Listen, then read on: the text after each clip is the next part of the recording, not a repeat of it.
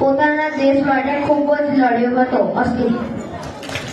તરીકે પણ ઓળખવામાં આવે છે.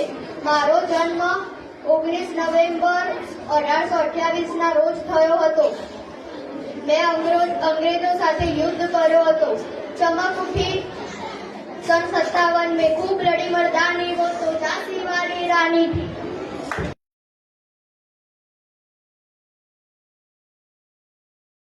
છે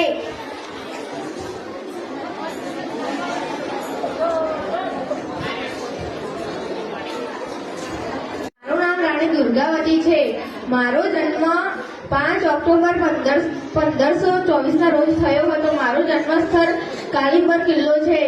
મારી મૃત્યુ તારીખ 24 જૂન 1564 છે.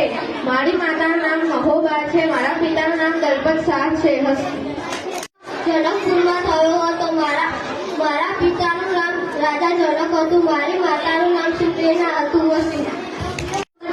મારો જન્મ 27 સપ્ટેમ્બર 1907 ના રોજ બંગા પંજાબમાં થયો હતો. મારા પિતાનું નામ કિશનસિંહ સંધુ અને મારી માતાનું નામ વિદ્યાવતી કૌર છે. મારા મિત્રનું નામ રાજગુરુ અને સુખદેવ છે. મારું સૌથી મોટું કાર્ય અંગ્રેજના સેન્ટ્રલ એસેમ્બલી હોલમાં બોમ્બ બ્લાસ્ટ કરીને ઇન્કલાબ જિંદાબાદનો નારો લગાવ્યો. જનક નામનો રાજા એક દિવસ ખેતરમાં હળ ચલાવી રહ્યો હતો.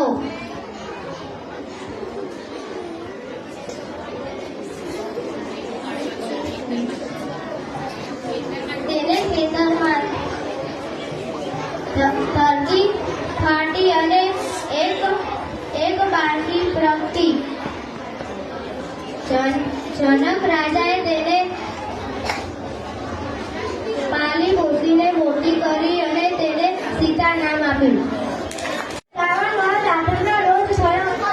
મારા પિતાનું નામ વસુદેવ અને મારી માતાનું નામ દેવકી માતા હતું. હું બાળપણમાં ગોકુળ ભક્ત યશોદા સાથે રહેતો હતો.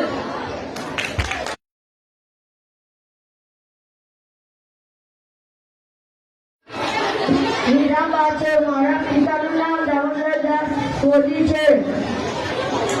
મારો જન્મ મહેસાણા જિલ્લાના વડનગરમાં થયો હતો. હાલમાં હું ભારતનો પ્રધાનમંત્રી છું. કન્યા બની છું. 1928 ગીરમાં તુલસીશ્યામની નજીક આવેલી એક દેશ છે. ત્યાંથી હીરબાઈ નામની એક 14 વર્ષની ચાલાક કન્યાએ સિંહ ભગાડ્યો હતો. સિંહનું માંસ ના ચાખવા દેતા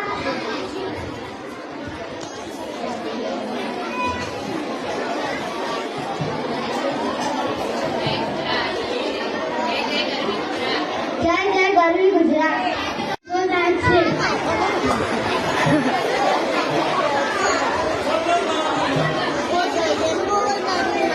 એક માસ શુક્રવાર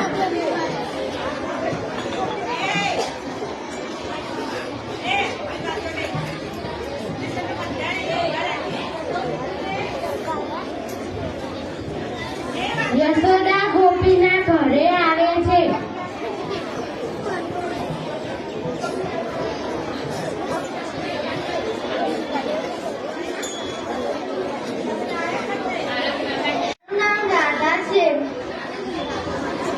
રાધાનો જન્મ 5000 પહેલા થયો હતો.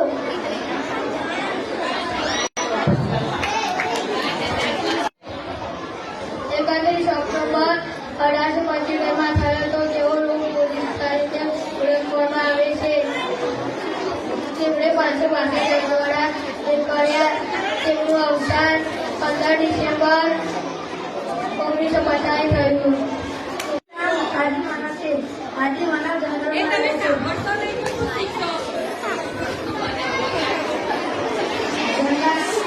જંગલમાં શિકાર કરે છે.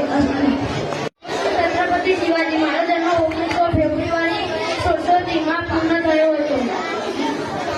મહારાષ્ટ્રના શિવનેરી જિલ્લામાં થયો હતો. મારો જન્મ 2 ઓક્ટોબર 1869 પિતાનું નામ કરમચંદ કરમચંદ ગાંધીને